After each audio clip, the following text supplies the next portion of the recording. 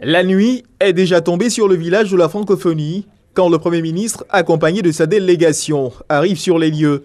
Il passe son écharpe, le voici habillé aux couleurs des Jeux, prêt pour l'entame de sa visite. Accueilli par les chants galvanisants des bénévoles, il s'offre autour et au détour des bâtiments du village, marquant escale au village ivoirien. Dans la team nationale, la nouvelle pépite du sprint ivoirien, Cissé Gueux, reçoit les félicitations du Premier ministre pour ses dernières performances. Amadou Gon Coulibaly marque ensuite plusieurs escales au village français, camerounais puis malgache. Au village camerounais et malgache, en plus de savoir compétir, on sait également chanter et danser. Lavage des mains, puis direction le réfectoire du village. L'instant in de cette visite, le voici. Se soustrayant à toute forme de principe protocolaire, le Premier ministre se fond dans la masse, attendant patiemment son tour pour être servi. Instant selfie, occasion pour certains d'immortaliser le moment. Une posture aux allures de colonie de vacances qui rappelle certainement au chef du gouvernement des souvenirs d'internat.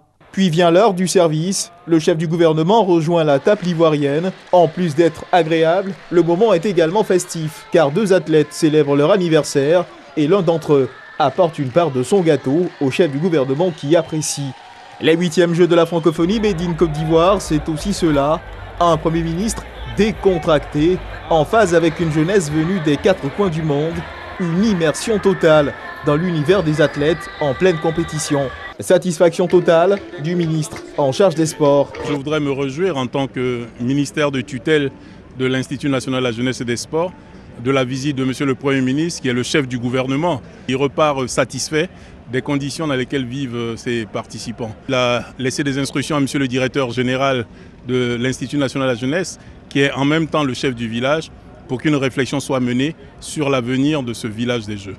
Avant de prendre congé, le chef du gouvernement livre son sentiment. Je suis impressionné par la qualité de l'organisation. En me rendant donc sur place, je viens de me rendre compte que c'est d'une grande ferveur et que l'amitié est vraiment donc scellée entre les jeunes donc, au niveau de la francophonie.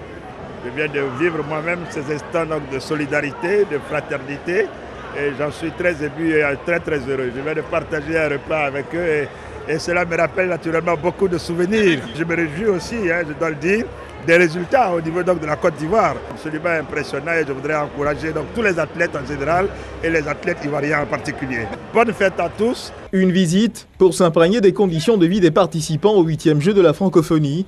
Visite au terme de laquelle le chef du gouvernement est rentré totalement satisfait.